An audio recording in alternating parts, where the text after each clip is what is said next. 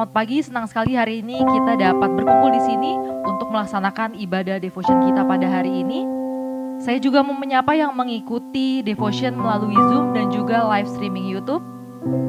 Bapak Ibu sekalian, hari ini tema ibadah kita adalah panggilan dan penyerahan diri yang akan disampaikan oleh Pendeta Yusak Wijaya. Sebelum mendengarkan firman, mari kita naikkan satu pujian berjudul Kusiapkan Hatiku Tuhan.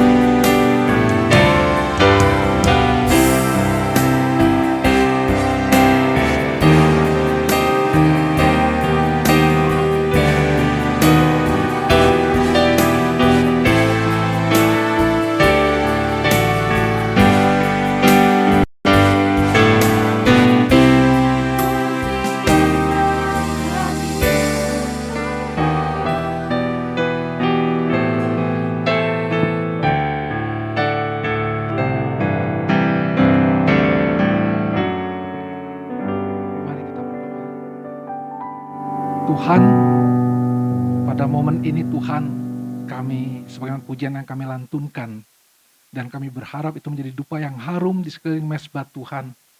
Kami siapkan hati kami untuk mendengarkan kebenaran firman Tuhan. Dan biarlah Roh Kudus boleh membukakan kepada kami mengenai panggilan dan penyerahan diri lewat penyangkalan dan memikul salib yang Tuhan sediakan untuk kami setiap hari. Bukakan hati dan pikiran kami ya Bapa, dan mampukan kami untuk menjalankannya dalam kehidupan kami, di tengah kehidupan yang merupakan perang dengan kuasa-kuasa kegelapan, dengan keinginan daging kami pribadi. Tapi dengan pertolongan Roh Kudus, kami mohon supaya Tuhan bekerja dan menguatkan kami anak-anak-Mu. Terima kasih Tuhan, pakai hamba-Mu yang sangat penuh dengan keterbatasan dan kekurangan ini. Dan biarlah Tuhan berbicara di tengah-tengah kami. Di dalam nama Tuhan kami Yesus Kristus, Juru Selamat dan Penebus kami yang hidup, kami berdoa. Amin.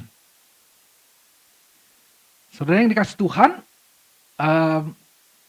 kita akan baca firman Tuhan yang diambil dari Lukas 9 ayat 22 sampai 24. Yang diminta adalah 23 sampai 24, tapi saya nanti akan mengambil dari 22-nya ya sebagai dasar kenapa ayat ini dipakai.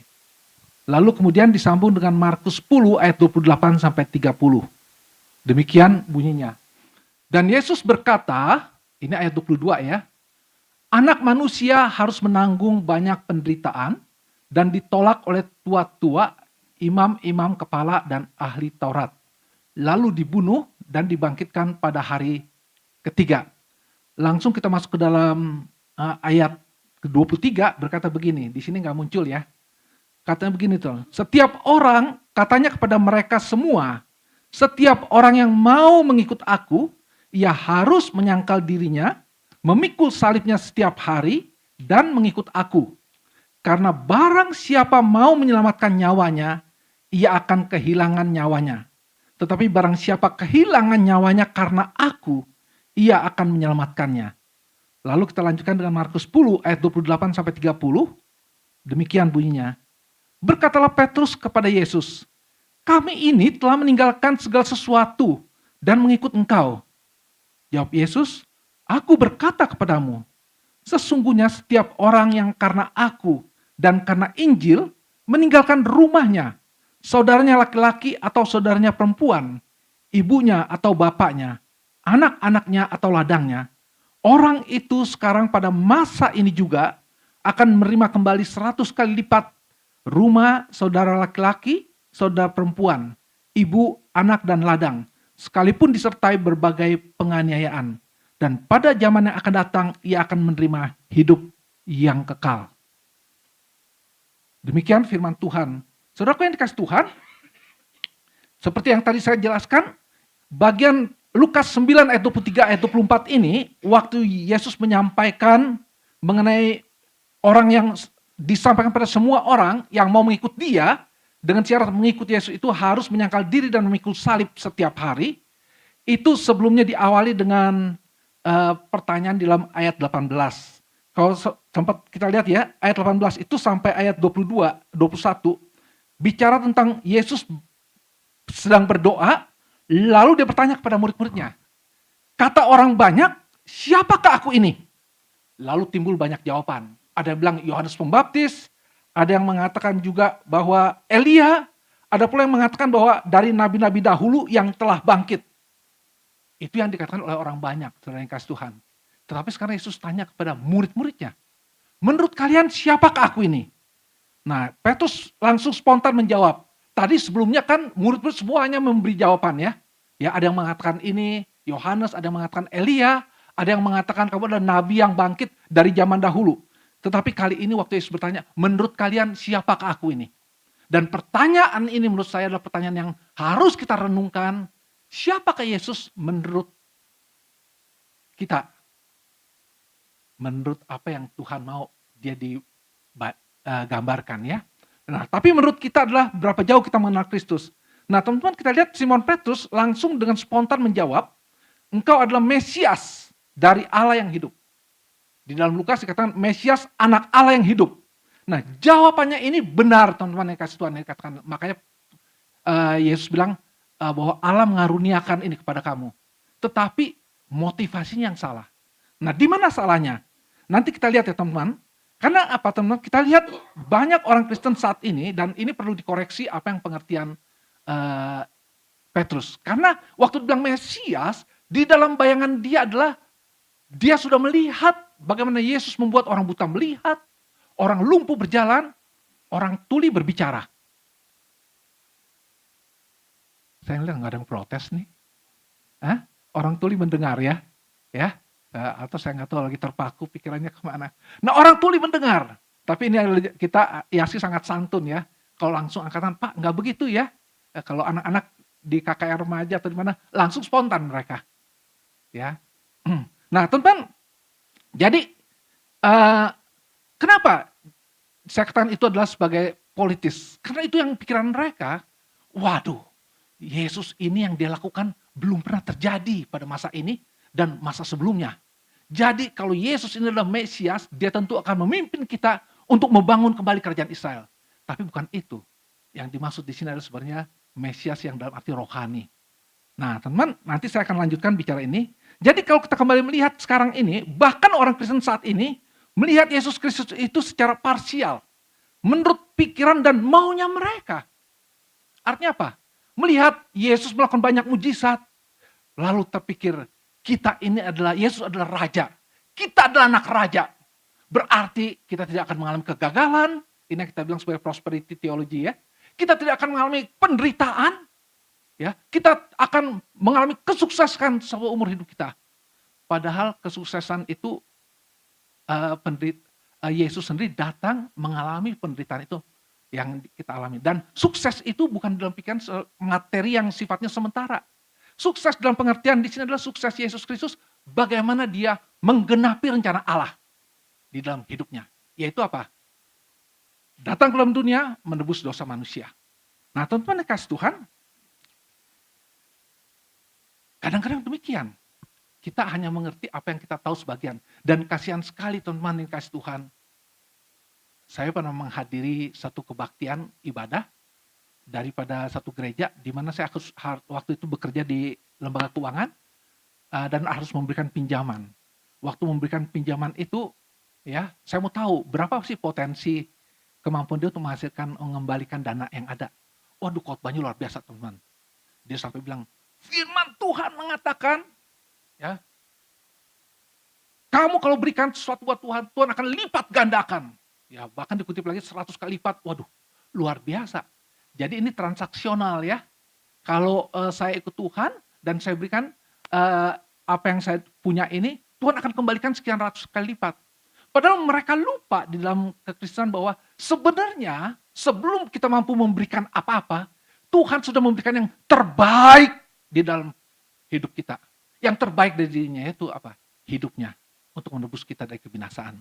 Nah, teman-teman, ini ada anekdot ya yang tentang ini seorang pendeta. Ya, ini soal kejadiannya benar atau tidak perlu dipertanyakan. Tapi waktu saya di BPK Penabur pernah kita pakai ini menjadi joke ya. Anekdotnya begini, ada satu pendeta dari satu gereja sekolah Kristen yang bertanggung jawab atas pertumbuhan rohani di dalam sekolah itu. Satu kali dia melakukan sidak, kunjungan mendadak. Ya, waktu sama kunjungan mendadak dia masuk ke kelas 6. Nah, kelas 6 itu langsung disambut ya, diperkenalkan oleh Ibu Linda sebagai sebagai guru sekolah. Lalu dia lihat kelilingnya, dia lihat sesuatu, dia tanya, kamu siapa nama kamu? Dia lihat kiri kanan, temannya bilang, lu yang ditunjuk. Daniel, Pak Pendeta. Daniel, coba saya mau tahu, siapa yang merobohkan tembok Yeriko? Daniel diam gitu ya, temen. Dan lu ditanya lu. Diulang lagi, siapa yang merobohkan tembok Yeriko? Daniel dalam karena bukan saya, Pak. Waduh, Pak Pendeta bilang, dia tanya, Bu Linda bagaimana ini? Masa saya tanya, siapa yang merobohkan tembok Yeriko? Dia bilang bukan dia.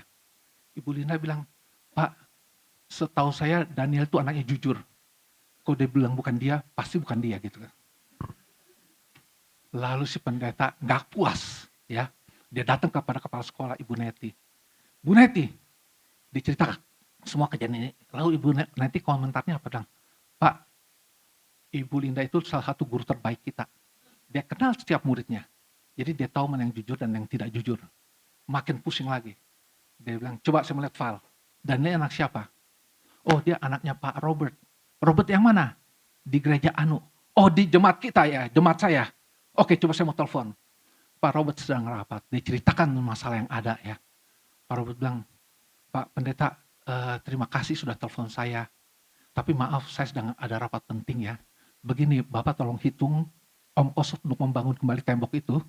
Nanti kami gantiin sumbang, bilang itu. Saudara yang kasih Tuhan, kita tertawa melihat ini ya. Tetapi saya mau katakan, banyak anak Tuhan yang mengaku sebagai orang Kristen, ya, belum bisa membedakan antara Yudas Iskariot dengan Yudas anak Yakub. Oh, itu mungkin terlalu jauh ya. Tetapi yang lebih parah lagi, antara Yohanes Pembaptis dengan Yohanes murid Yesus, itu mereka anggap orang yang sama.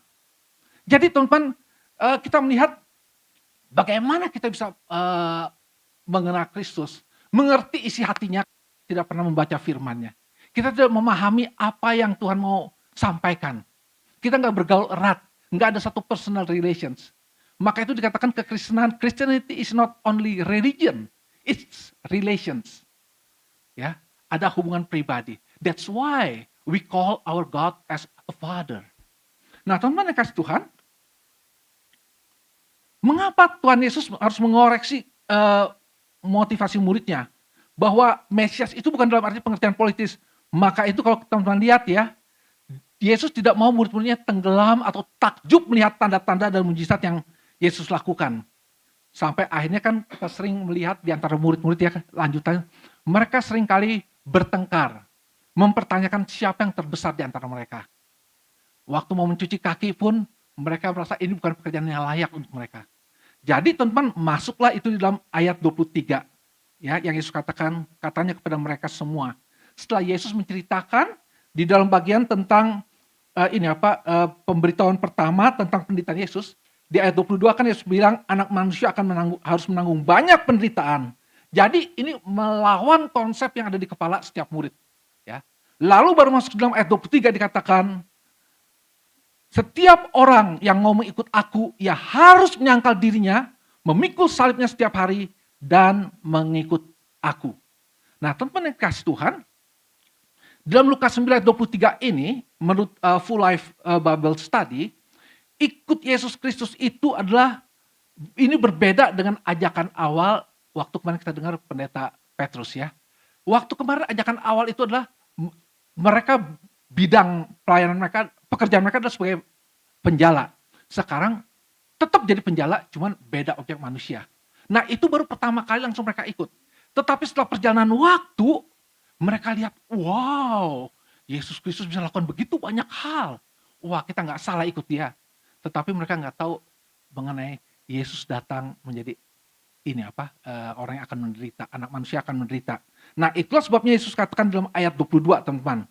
Ya, nah kembali kita melihat, ya arti waktu setelah jalan bersama dengan Yesus, Yesus kembali mengajak, membukakan, ya ikut dia itu seperti apa. Jadi waktu Tuhan mengajak murid-muridnya ikut dia, dan juga mengajak saudara dan saya ikut dia, itu bukan gelap, nggak tahu mau kemana Tuhan, pokoknya ikut aja. Tidak. Yesus bilang, ikut aku akan mengalami penderitaan, ya akan mengalami aniaya dan sebagainya. Nah saudara yang kasih Tuhan, waktu hari ini saudara sudah mengatakan menjadi pengikut Kristus. Apakah saudara sudah mengerti konsekuensi seperti itu? Nah ini yang Tuhan mau ingatkan kepada setiap kita. Teman-teman yang kasih Tuhan, ya Tuhan bukakan semua resiko dan kesulitan yang akan dihadapi. Nah kata ikut ini bukan ikut-ikutan. Ikut ini dalam bahasa Yunani adalah akoloteo. Akoloteo itu artinya ikut merapat ya. Jadi kalau seperti bayangan, kalau saya bergerakan begini bayangan tangan saya, di belakang ada bayangan itu ada ikut sama bergerak gitu ya. Nggak mungkin saya ini ke kiri, lalu dia yang kanan yang itu. Mungkin lihat itu saya lari kali ya. Itu bayangan bukan bayangan saya begitu. Nah itulah arti kita menyerupai Kristus. Apa yang Tuhan Yesus pikirkan, apa yang Tuhan mau, dan apa yang Tuhan Yesus jalankan, kita harus menjalankan itu seturut dengan apa yang kehendaknya. Nah itu akoloteo teman-teman. Kalau bahasa Jawa ngintil gitu ya. Nggak tahu. Mas Wawan, Mas Wandi, ngintil itu apa ya kalau bahasa ininya kira-kira ya? Ikut. Bukan sekedar ikut begitu ya. Nempel terus begitu. Nah itulah teman-teman dimaksudkan di situ. Ya bukan ikut-ikutan. Nah tapi inilah waktu akan melihat nanti berjalan. Kita adalah murid yang Yesus yang ikut Yesus dalam artian akoloteo, ataukah ikut yang hanya sekedar ikut-ikutan. Selama semuanya berjalan baik, selama tidak ada masalah, saya akan ikut Yesus. Tapi waktu itu kalau terjadi sesuatu yang tidak beres, saya harus pilih. Apakah saya harus menyelamatkan nyawa saya atau mengorbankan nyawa saya? Nah teman, itu bagian akhir nanti Tuhan Yesus akan sampaikan. Nah teman kasih Tuhan, ikut Tuhan berarti itu mentaati Tuhan dan memilih untuk melakukan atau mengatakan apa yang diperintahkan Tuhan. Itu ikut. Berat tidak teman-teman? Berat tidak? Tidak. Kenapa saya katakan itu? Teman-teman kasih Tuhan, dalam 1 Yohanes 5 ayat 3, bisa ditampilkan Pak Felix? Ya. Ya. Oke, oh ini belum lewat ya. Nah ini tadi bagian ini lupa dibacakan, Markus 10 ayat 45. Yesus kembali juga menegaskan ya, dikatakan karena anak manusia juga datang bukan untuk dilayani, melainkan untuk melayani dan untuk memberikan nyawanya menjadi tebusan bagi banyak orang. Jadi dia bukan menjadi raja yang dibayangkan oleh murid-muridnya nanti, tapi dia menjadi raja dengan mahkota duri, yaitu waktu dia digantung di kayu salib. Jadi kita melihat dari berbagai ayat yang ada ini bukan satu konfirmasi teman-teman dikasih Tuhan mengenai arti kedatangan Yesus Kristus. Nah murid-murid sudah disiapkan sebelumnya, tetapi kita lihat waktu berjalan menunjukkan ya, bahwa mereka tidak bisa mengerti secara sepenuhnya. Nah kembali kita melihat di sini teman-teman ya, bahwa tadi saya katakan ikut Tuhan itu berarti mentaati Tuhan. Memilih untuk melakukan atau mengatakan apa yang Tuhan perintahkan. Nah ini berat tidak? Saya mau katakan tidak berat teman-teman. Kenapa? Ini dalam 1 Yohanes 5 ayat 3 dikatakan, silakan. Ya. 1 Yohanes 5 ayat 3 dikatakan, sebab inilah kasih kepada Allah, yaitu bahwa kita menuruti perintah-perintahnya. Perintah-perintahnya itu tidak berat. Jadi dasar kita untuk bisa melaksanakan perintah Tuhan itu, karena kita mengasihi dia. Dan waktu kita mengasihi dia, apa yang kita kerjakan itu tidak berat. Jadi teman-teman, buktinya apa sih? Saya pernah sampaikan, buktinya apa? Bahwa perintah Tuhan tidak berat. Dan Alkitab mengatakan bahwa Tuhan tidak mungkin memerintahkan sesuatu yang tidak bisa kita jalankan. Ingat sebelum kejatuhan manusia ke dalam dosa ya, Tuhan perintahkan apa? Waktu Tuhan menempatkan manusia di Taman Eden, ya, Tuhan bilang semua buah pohon di taman ini boleh kamu makan, kecuali hanya satu, yaitu buah pengetahuan baik dan jahat. Jadi semua buah di taman itu begitu banyak, you name it, apa saja deh. Ya, mungkin yang ada di sini di rumah buah itu seperti jeruk dari Cina, ya lalu kemudian ada anggur dari Australia. Saya percaya itu jauh lebih lengkap gitu. Tuhan hanya minta satu. Mudah atau tidak perintah Tuhan? Hah? Ya, mudah. 2-3 orang yang lain merasa, saya rasa nggak begitu ya. Tolong kalian gumuli. Saya setuju apa yang dikatakan Pak Yonas dan beberapa teman yang lain. Itu mudah teman-teman. Tapi pertanyaan, apa yang menjadi perintah itu berat teman-teman? Tadi pertama adalah bahwa itu tanda kita mengasihi Tuhan. Kita melaksanakan perintah-perintahnya. Dan dikatakan perintah-perintahnya itu tidak berat. Nah yang membuat berat apa? Selain bukti tadi, perintah yang diberikan kepada Adam dan Hawa di Taman Eden. Bukti yang berikut adalah apa? Karena itu menjadi berat, bertentangan dengan apa yang menjadi kehendak kita. Waktu Tuhan menyatakan kita lakukan ini, tapi kita tidak mau, itu berat. Kenapa? Saya punya rencana yang lain. Kita berdoa minta sesuatu. Dan Tuhan tidak berikan apa yang kita minta. Dan kita berat untuk melaksanakan apa yang Tuhan mau. Dan kita menolak apa yang Tuhan berikan. Nah teman-teman, itu kita lihat. Kemudian, jadi teman-teman sebagai anak Tuhan, sebagai orang percaya, kita tidak cukup untuk menerima Yesus sebagai Tuhan dan Juru Selamat. Tidak hanya menuntut percaya akan kebenaran Injil, tetapi juga untuk bisa memikul salib, untuk bisa menyangkal diri, untuk bisa melaksanakan seluruh kehendaknya, butuh penyerahan diri kita sepenuhnya. Mengikuti Yesus dengan segala pengorbanan yang bisa terjadi. Ya. Dan kita mengikuti Yesus, menyerahkan diri kita itu sepenuhnya. Maksud saya sepenuhnya apa? Enggak separuh, tidak 3/4, sepenuh hati kita ikuti Yesus Kristus. Nah teman seperti, kenapa? Ada seorang saya mau tanya nih.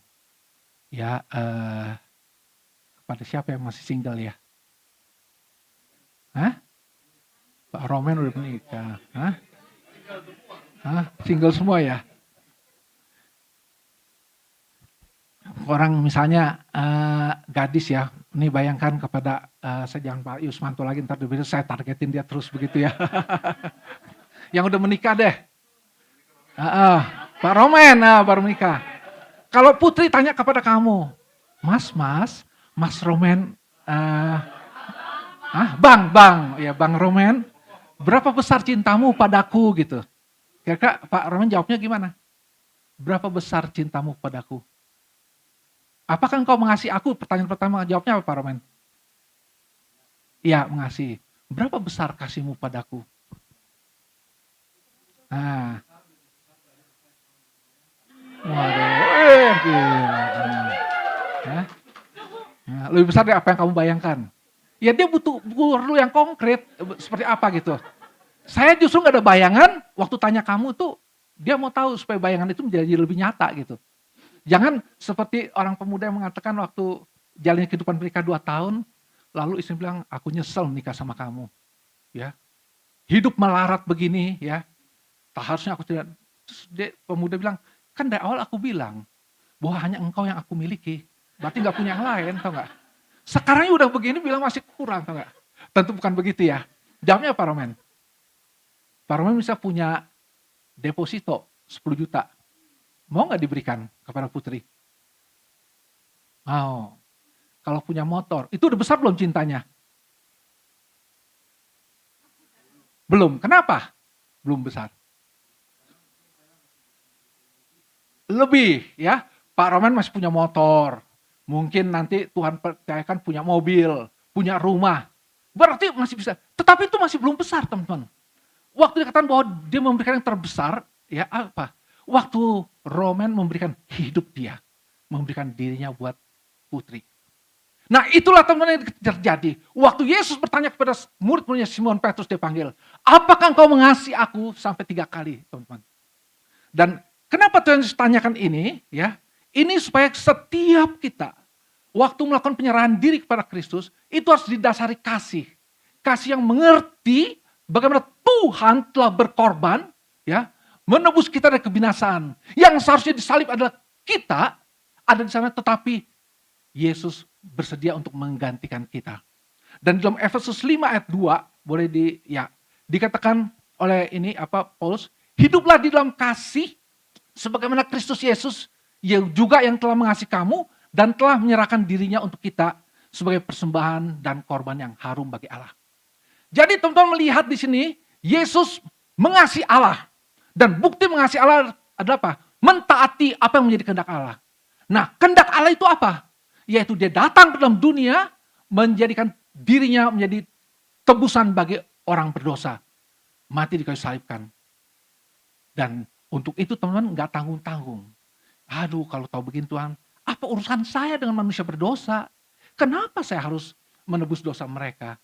Ya, kenapa harus saya yang dikorbankan? Tidak. Karena dikatakan telah menyerahkan yang telah mengasihi kamu. Yesus mengasihi, Allah Bapa menggenapi rencananya, tapi Yesus juga mengasihi kita orang berdosa dan lalu menyerahkan dirinya sepenuhnya sebagai persembahan dan korban yang harum bagi Allah. Jadi teman-teman dikasih Tuhan, waktu kita mau ikut Tuhan, Tuhan menuntut penyerahan hidup kita keseluruhan.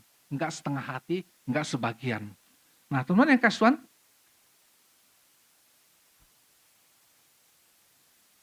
jadi kita melihat waktu kita mau menyerahkan hidup kita sebagai persembahan bagi Allah, ya itu menjadi satu melihat dengan Yesus Kristus sebagai role model kita. Karena Yesus sudah melakukan itu kepada kita. Nah teman-teman, lalu kita melihat syarat untuk mengikuti Yesus itu apa? Yesus kasih tahu ada 2, yaitu menyangkal diri dan memikul salib. Teman-teman yang dikasih Tuhan, menyangkal diri dan memikul salib ini adalah untuk menunjukkan bahwa panggilan untuk setiap orang percaya untuk mengalihkan hidup dari untuk diri sendiri, tetapi hidup untuk Allah. Nah, di dalam Filipi 1 ayat 21, boleh ditampilkan ya. Ya. Dikatakan oleh Paulus, karena bagiku hidup adalah Kristus dan mati adalah keuntungan. Tetapi jika aku harus hidup di dunia ini, itu berarti bagiku bekerja memberi buah. Buah apa yang dimaksud di sini? Adalah buah Injil. Jadi nanti teman-teman lihat ya, saya akan membahas tentang orang Kristen yang egois rohani. Paulus mengatakan tidak sekedar dia diselamatkan oleh kematian Kristus di kayu salib. Tetapi waktu dia harus hidup di dunia ini, itu artinya apa? Bekerja dan memberi buah. Dan buah itu buah Injil yang dipersembahkan bagi kemuliaan nama Tuhan. Alkitab mengatakan jika satu orang diselamatkan, seluruh penghuni kerajaan surga bersuka cita. Bukan satu orang yang mengalami kenaikan pangkat, bukan satu orang yang mengalami dapat order tender sekian ratus miliar misalnya, bukan itu. Satu orang diselamatkan. Nah, saudaraku yang kasih Tuhan, jadi kita melihat Jadi menyangkal diri, memikul salib, dan dua hal ini ya. Lalu berapa lama waktu nanti kita bahas. Menyangkal diri ini teman-teman ya, pertama, itu artinya tidak mengakui hak atas diri sendiri. Lalu siapa yang berhak? Tuhan, dia yang seharusnya membuat segala keputusan dalam berbagai aspek hidup kita. Waduh, kita berarti tidak berhak untuk memutuskan apapun yang akan kita lakukan, atau kemanapun kita pergi, betul? Waduh, ini radikal sekali bukan? Teman-teman, kalau kita boleh melihat, di dalam 1 Korintus 6 ayat 20, nggak ada di sini, nggak ada. Dikatakan, sebab engkau telah ditebus dan harganya telah lunas dibayar. Muliakanlah Allah dengan tubuhmu. Teman-teman, jadi kita melihat di sini bahwa status kita sebenarnya sudah menjadi milik Tuhan. Kita di tangan Tuhan. Ya, kita menjadi tanah liat yang tergantung bagaimana Tuhan mau membentuk kita. Apakah menjadi alat kemuliaan atau hanya menjadi alat yang sederhana. Nah, teman-teman kasih Tuhan, jadi kita melihat kita nggak bisa katakan ini sebagai satu yang radikal. Tapi kita harus melihat ini adalah konsekuensi sebagai murid Yesus Kristus. Di mana kita menolak hidup bagi diri sendiri. Dan hanya ada satu keinginan, yaitu mati bagi dosa dan hidup bagi Yesus Kristus. Saya ajak melihat di sini teman-teman ya. Penyangkalan diri ini adalah konsekuensi murid Yesus Kristus. Dan orang yang sudah menyangkal diri, dia memperjuangkan kebenaran Allah. Bukan kebenaran diri. Lalu kemudian dia menolak hidup bagi diri sendiri. Lalu dia prioritaskan rencana dan kehendak Allah. Dan hanya satu keinginan dia adalah mati bagi dosa dan hidup bagi Kristus. Kalau kita lihat ya, kita manusia berdosa di bagian bawah kalau teman perhatikan ya. Pertama kita adalah status kita die in sin. Kita mati di dalam dosa. Itu status saudara dan saya. Dan waktu Yesus yang tidak berdosa dia datang, dia mati untuk dosa kita. Die for sin. Lalu setelah Yesus mati bagi dosa kita, untuk dosa kita, apa yang Tuhan mau? Sebagai orang percaya, Tuhan ingin supaya kita die to sin. Kita mati terhadap dosa dan hidup bagi Kristus. Dan itu memang tidak mudah. Tapi kita percaya Roh Kudus akan memampukan untuk taat kepada Kristus dan bisa menyangkal diri. Teman-teman yang kasih Tuhan,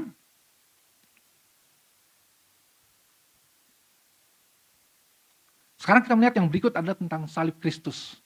Salib Kristus adalah tempat diri dan harkat Yesus direndahkan. Dan pikul salib berarti menggambarkan perjalanan yang berat dan sendiri. Enggak bersama-sama teman-teman.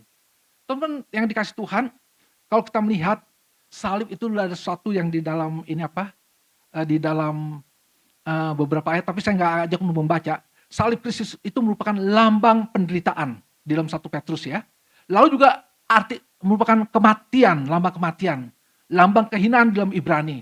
Lambang cemoohan, lambang penolakan, gambaran penyangkalan diri di sini.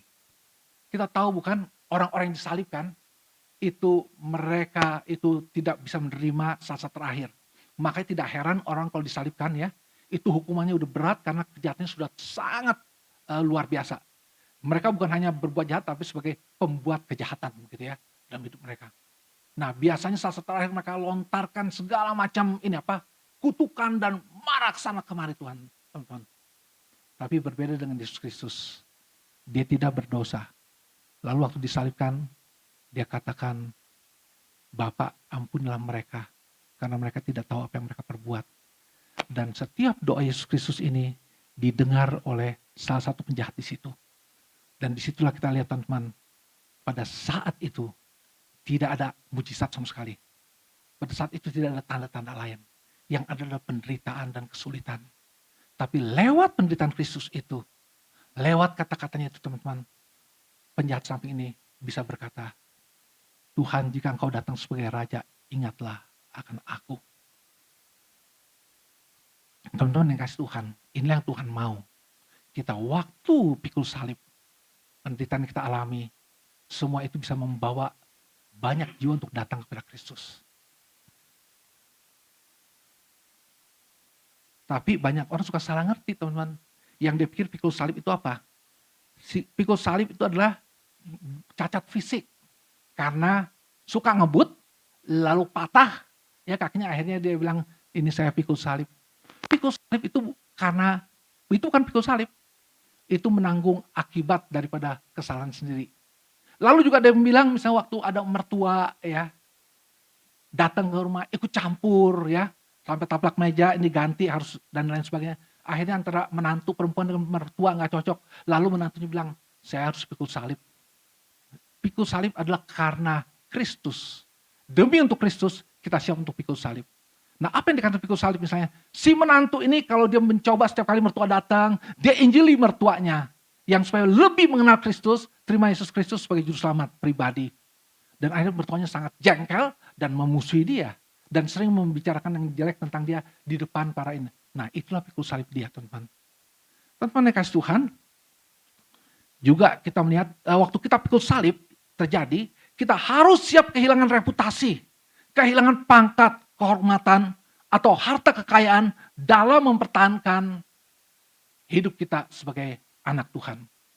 Jadi tidak ada lagi kompromi di sini. Nah, cuman sangat menyedihkan teman-teman ya. Kalau saya lihat banyak hamba Tuhan, mereka nggak mau melihat pikul salib ini bukan harus mereka.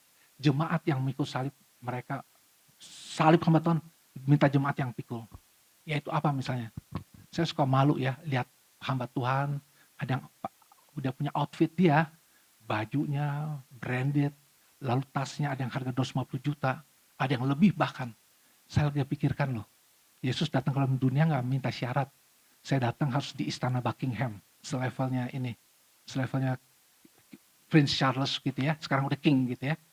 Nggak minta ada ini apa berbagai fasilitas yang lain, minta tempat ranjangnya terbuat dari apa, enggak.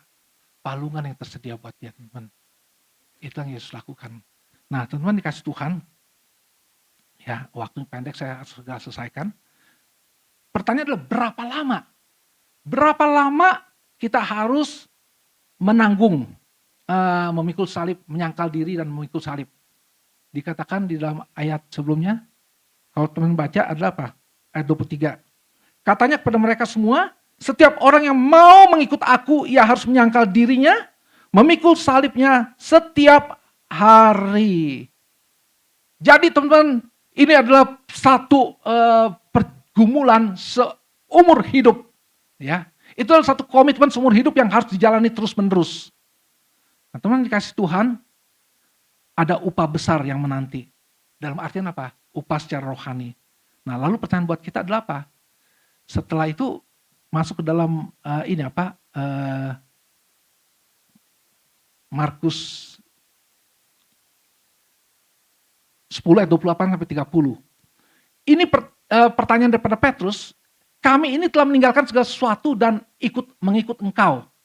Adalah Petrus dan murid-murid, mewakili murid, merasa frustrasi. Kenapa?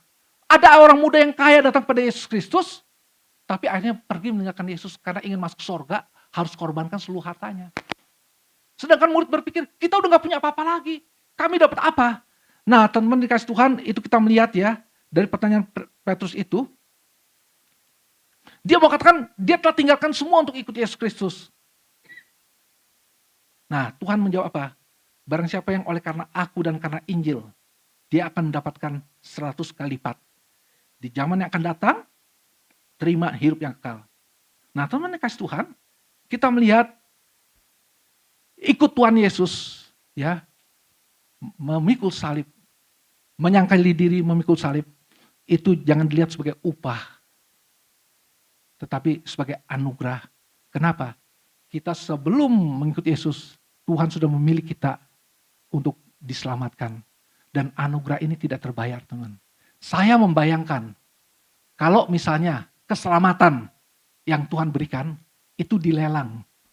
Ya, kira-kira siapa yang bisa diselamatkan ya? Hah? Yang kaya itu siapa kira-kira? Ini kan dilelang. Coba name it, siapa? Orang terkaya di dunia. Warren Buffett. Terus siapa? Elon Musk. Siapa lagi? Ya, Elon Musk sudah hampir ke surga ya, udah mau bikin ini apa pesawat luar angkasa. Bill Gates gitu ya. Orang-orang seperti itu teman-teman. Tetapi justru keselamatan Tuhan berikan dengan harga darahnya yang mahal untuk siapa? Bukan untuk kelompok elite, tapi kelompok elit juga termasuk kita. Maksud saya elit itu ekonomi sulit gitu ya. Nah, bukan elit seperti Bill Gates dan lain sebagainya. Semua orang, bahkan orang yang ditinggalkan, yang dibuang oleh masyarakat sekitar, seperti orang yang gila, dirasuki setan di Gerasa. Tuhan mau datang untuk dia. Nah, teman-teman kasih Tuhan, jadi menyadari ini sebenarnya ada satu anugerah yang sudah Tuhan berikan. Lalu yang dipertanyakan adalah, setelah ini kamu lihat kasih Tuhan yang begitu besar, yang dia nyatakan di kayu salib. Lalu mau gak kita memenuhi undangan dia untuk mengikuti Yesus Kristus? Dengan seluruh konsekuensi yang ada. Nah, tetapi apakah hanya ikut begitu saja, teman-teman? Tuhan janjikan akan terima 100 kali lipat, ya. Tetapi saya yakin ini bukan bicara tentang materi secara kuantitas yang bersifat fana, tetapi bersifat spiritual. Nah, saya masih kayak contoh begini. Artinya misalnya begini, kita kehilangan keluarga kita, ya, tetapi Tuhan gantikan dengan keluarga yang lain. Apa? Keluarga baru di dalam keluarga besar Allah. Saya mau ceritakan tentang kisah seorang waktu perang Korea Utara dan Korea Selatan. Itu Korea Utara dipimpin oleh seorang kolonel, ya, masuk dalam satu gereja. Dia menangkap seluruh keluarga, padahal jemaat sudah pergi semua meninggalkan, dan tinggal keluarga pendeta ini. Dan lalu jemaat bilang, Bapak ikut kami udah, tinggalkan gereja ini. Tidak bisa, saya harus tetap di sini.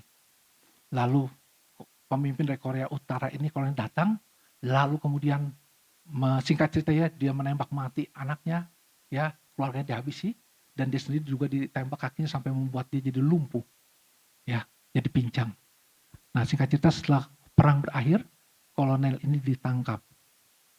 Waktu ditangkap, diadili, lalu kemudian hakim akan menjatuhkan vonis. Sebelum vonis dijatuhkan, ya, si kolonel ini dengan tegar, dia seorang prajurit, dia tahu paling benar hukumannya adalah hukuman mati. Ditanya kepada pendeta ini, Bapak pendeta, ada yang mau disampaikan.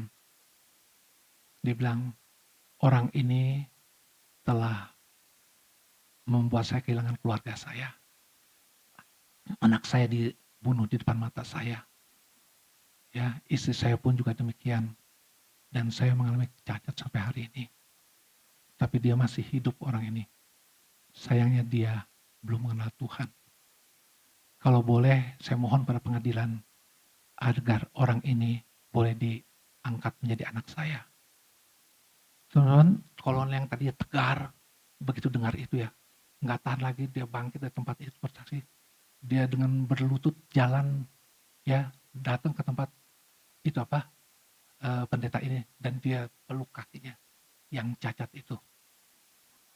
Orang seperti ini, teman-teman, dia nggak sadar, teman, melihat berapa begitu besar kasih yang dinyatakan oleh orang yang dibuat menderita oleh dia. Nah, inilah, teman-teman, yang dikatakan Tuhan, waktu seseorang itu karena Yesus Kristus, karena Injil, ya, Tuhan akan gantikan 100 kali lipat. Dia dapatkan keluarga yang baru. Dan keluarga yang baru itu anak ini yang perlu diinjili dan boleh menerima Yesus Kristus sebagai juru selamat pribadi. Nah, teman-teman yang kasih Tuhan, kita melihat, ya, selain ini Tuhan Yesus juga mengingatkan, ada memberikan peringatan. Peringatannya itu apa, teman? Begini, ada dua hal. Saya kira banyak. Pertama adalah sikap egois rohani. Nah, kita melihat sikap egois ini sepertinya sulit dipisahkan dari kehidupan manusia. Dan yang lebih menyedihkan, ya, itu juga melanda kehidupan kerohanian. Saya kasih contoh apa? Waktu habis Tuhan Yesus menyatakan pemberitaan tentang penderitaan yang akan dialami yang pertama kali, kalau teman-teman baca di dalam ayat 28 Lukas 9, itu Yesus dimuliakan di atas gunung. Nah, waktu dimuliakan di atas gunung, apa yang terjadi? Kalian ingat nggak? Yang Yesus, ada siapa di samping Yesus? Bill Gates? Musa dan Elia. Dan ini satu pemandangan yang luar biasa. Kenapa saya katakan luar biasa? Musa hidup di zaman waktu awal, ya, perbudakan di Mesir. Oke? Elia adalah hidup begitu terpisah jauh. Tetapi Yesus menunjukkan dia bisa masuk di dalam dua masa lalu yang berbeda. Makanya waktu Tuhan Yesus janjikan hidup kekal, saat ini Yesus bisa masuk ke dalam dua masa lalu, ya, di mana ketemu dengan Musa dan Elia. Dan Musa Elia itu tidak terpisah oleh ratusan tahun. Berarti apa yang Tuhan katakan juga untuk masa yang akan datang, dia juga bisa masuk ke sana. Karena Tuhan kita Yesus adalah kekal. Nah, teman-teman, yang terjadi apa dengan murid-murid? Waktu Petrus melihat pemandangan seperti ini, dia katakan, wah Tuhan, bagaimana kalau kami dirikan 3 tenda di sini? Satu untuk engkau, satu untuk Elia, dan satu untuk Musa. Dan dia tidak mau lagi kembali ke ini. Karena sudah menikmati satu pandangan spektakuler dan pengalaman rohani yang luar biasa. Nah ini yang dikatakan egois rohani. Artinya apa? Banyak orang Kristen yang sekarang merasa apa? Saya sudah diselamatkan, saya sudah ke gereja, dan saya sudah memberikan persembahan. Dan rasanya hidup saya sudah aman. Nggak usah bodoh dengan orang lain yang belum kenal Tuhan. Apakah itu yang Tuhan mau? Tidak teman-teman. Tuhan mau supaya kita menyangkal diri dan memikul salib kita. Teman-teman yang kasih Tuhan, waktu saya pelayanan di Surabaya, satu orang memberi kesaksian begini. Dia seorang pedagang tekstil. Sebelum dagang tekstil itu, sebelum terima Tuhan, dia bisa katakan pada semua orang, tekstil wall yang asli, yang palsu dia bilang asli. Nggak ada orang bisa bedakan. Tapi setelah terima Yesus, dia bergumul teman-teman. Dia bilang, apakah saya di gereja sebagai anak Tuhan, tapi di sana saya menipu. Lalu dia komit. Pedagang lain boleh pada bilang wall palsu itu ada asli. Mereka dapat keuntungan besar kan? Tetapi dia bilang, ini wall saya ini asli dan yang ini palsu. Harganya beda. Dan orang akhirnya nggak beli lagi sama dia. Belinya kepada tetangganya semua. Dia katakan 6 bulan saya bergumul. Apakah keputusan saya di mana saya ingin menunjukkan saya sebagai anak Tuhan yang ikut ya untuk semua perintah Tuhan. Tapi ini yang saya alamin. Penjualan saya drop. Tapi teman-teman, lalu dia komitmen apa? No matter what, dia akan tetap jalani. Lalu apa yang terjadi teman-teman yang kasih Tuhan? Setelah 6 bulan dia harus menanggung kerugian, tiba-tiba banyak orang pada datang belanja kepada dia. Kenapa? Orang-orang semuanya itu sadar bahwa wall yang mereka beli yang selama dikatakan asli ternyata palsu, kualitasnya kelihatan. Tetapi orang melihat kejujuran dia, dan disitulah omsetnya mulai naik lagi teman. Tetapi untuk berani berjalan demikian, harus punya ketetapan hati. Nah itulah Yesus ingatkan di dalam poin kedua ini teman. Ya, dikatakan kehilangan nyawa. Yang di mana Tuhan Yesus katakan, di dalam Matius dia katakan, Lukas ayat 24, karena barang siapa mau menyelamatkan nyawanya, ia akan kehilangan nyawanya. Tetapi barang siapa kehilangan nyawanya karena aku, ia akan menyelamatkannya. Teman-teman dikasih Tuhan Yesus mau mengingatkan apa? Bahwa semua kita pasti takut kehilangan nyawa kita. Apalagi orang seumur saya. Aroma kematian udah ini ya. Kemarin saya doakan mertuanya, Mas Jajar. Lalu juga doakan orang deathbed mendekati ranjang di ini saat-saat akhir dia. Kalau kalian umur 30 lain ya, kalau saya pikir 70, waduh. Ini juga waktu saya udah mulai deket-deket begitu ya. Ada ketakutan seperti itu. Ya, dan kalau dibilang manusiawi, lu masa anak Tuhan takut ya. Tapi itu saya mesti jujur teman-teman beritakan hal seperti demikian. Baru saja ketemu Pak Yansen di toilet, dia cerita temennya umur berapa Pak Yansen kira-kira ya, umur temennya. Teman Pak Yansen, teman sekolah umur berapa? 40. 2 orang meninggal. Yang satu ketimpa kontainer, yang satu lagi serangan jantung ya Pak Yansen ya. Jadi teman-teman kita melihat setiap saat, anytime kita nggak tahu waktu kita. Dan Tuhan bisa ambil nyawa kita.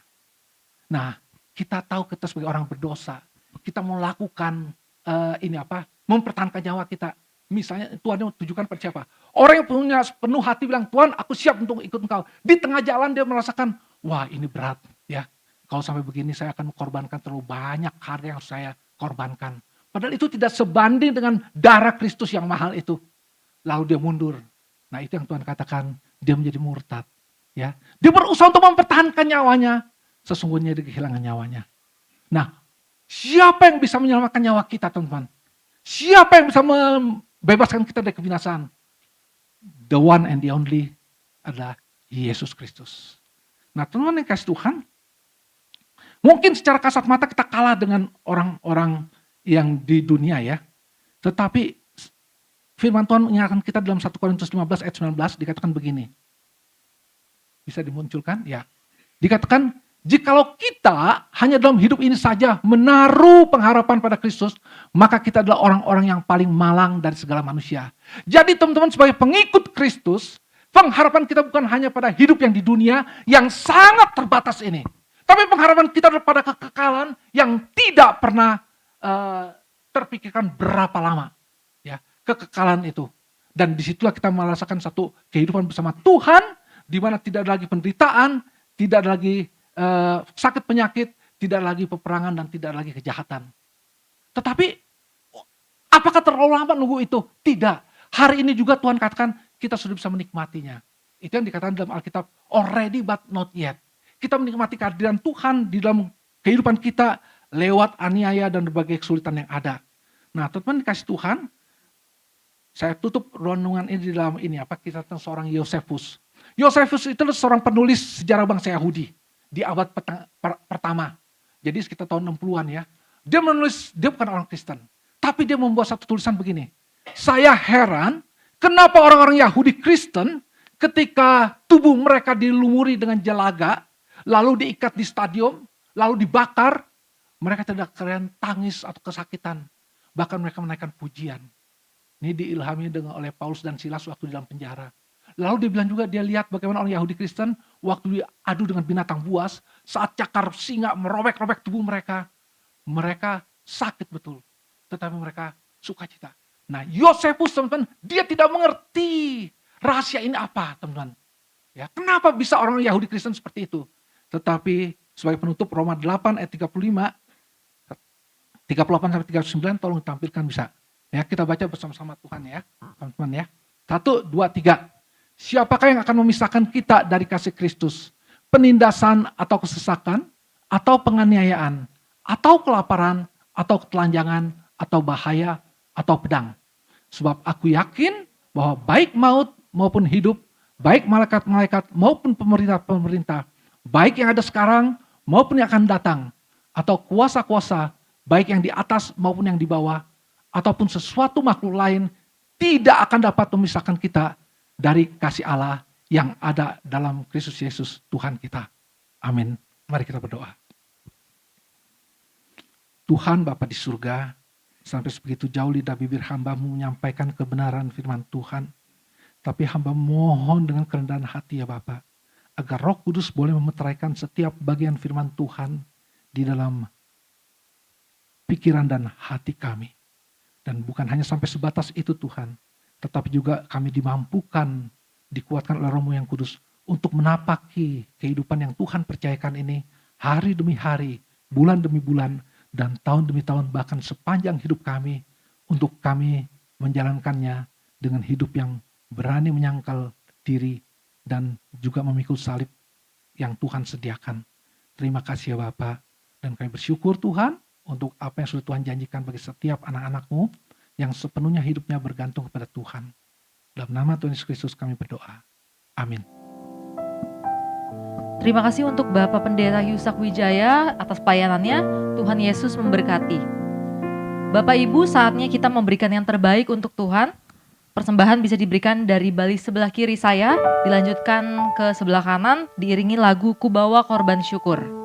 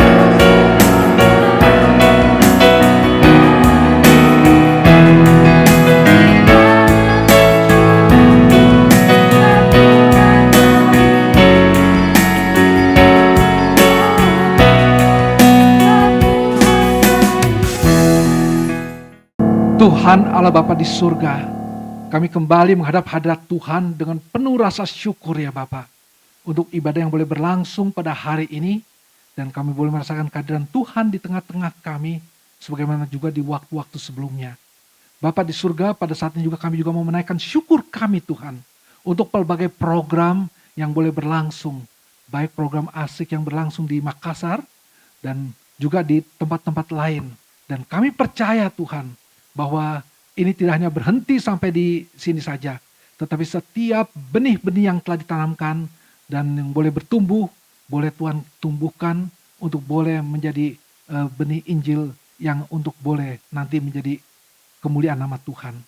Bapak di surga, kami juga bersyukur semua tim boleh kembali, walaupun dalam tubuh yang lelah, fisik yang mungkin mengalami banyak hambatan, tetapi Tuhan tetap tidak mengurangi sukacita yang dialami oleh anak-anak-Mu ini. Kami juga bersyukur Tuhan untuk berbagai program yang akan diadakan nanti ke depan. Dan khususnya Tuhan untuk teman-teman kami, baik Pak Yonas dan Ibu Alfi yang akan ke Belanda. Bukan untuk bersenang-senang ya Bapak, tetapi untuk memenuhi rencana Tuhan, menggenapi mereka semakin menjadi alat Tuhan yang semakin handal dan semakin dipakai menjadi berkat. Dan juga kami berdoa untuk Pak Yoke dan Pak Jansen yang akan ke Helsinki di Finland.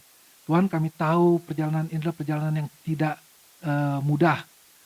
Walaupun sudah ada pesawat yang canggih, ada pilot yang berpengalaman, tetapi Tuhan mengajarkan agar kami anak-anak-Mu hanya menggantungkan diri kepada Tuhan saja. Engkau adalah pemimpin kehidupan, pemilik kehidupan ini, dan Kau pimpin seluruh perjalanan bukan hanya menuju ke tempat tujuan, tetapi saat mereka kembali ke rumah masing-masing, berkumpul dengan orang yang mereka kasih, Tuhan tetap memimpin dan menyertai. Bukan hanya dalam perjalanan untuk studi ini saja ya Bapak, tetapi juga seluruh perjalanan hidup mereka, dan termasuk kami semua ada dalam tangan Tuhan. Terima kasih ya Bapak, dan kami juga mau berdoa Tuhan, untuk setiap teman-teman kami yang saat ini mempunyai pergumulan, baik pergumulan secara fisik maupun pergumulan iman. Tuhan, Engkau tahu isi hati mereka. Tidak ada satupun yang tersembunyi bagi Tuhan. Biarlah Tuhan kami berdoa mereka ini tidak menjadi jemu untuk berharap pada Tuhan. Dan mereka tidak lelah-lelahnya untuk terus mohon pertolongan Tuhan. Dan kiranya Tuhan sebagai sumber kekuatan, pertolongan dan penghiburan yang menghapus air mata mereka. Selalu mengingatkan Tuhan tidak pernah meninggalkan anak-anak-Mu ini. Terima kasih ya Bapa. Dengar doa kami Tuhan, yang kami naikkan hanya dalam nama Tuhan kami Yesus Kristus, Juru Selamat dan Penebus kami yang hidup, kami berdoa. Saudaraku yang dikasih Tuhan, mari arahkan hati kita kepada Tuhan dan terimalah berkat daripadanya. Kiranya Allah Bapa, Allah Anak dan Allah Roh Kudus boleh senantiasa memimpin dan menyertai kita, mengingatkan kita akan kebenaran firman Tuhan, dan kita siap hati untuk menyangkal diri, untuk memikul salib yang Tuhan sediakan, bukan hanya untuk seminggu, bukan hanya untuk setahun, tetapi setiap hari sepanjang hidup kami. Dan kami tahu, karena kami ikut Tuhan, pergumulan kami tidak akan pernah sia-sia, karena kami sudah menjadi pemenang. Terima kasih Tuhan, dengar doa kami, hanya dalam nama Tuhan kami Yesus Kristus, Tuhan doa berkat ini kami sampaikan. Amin.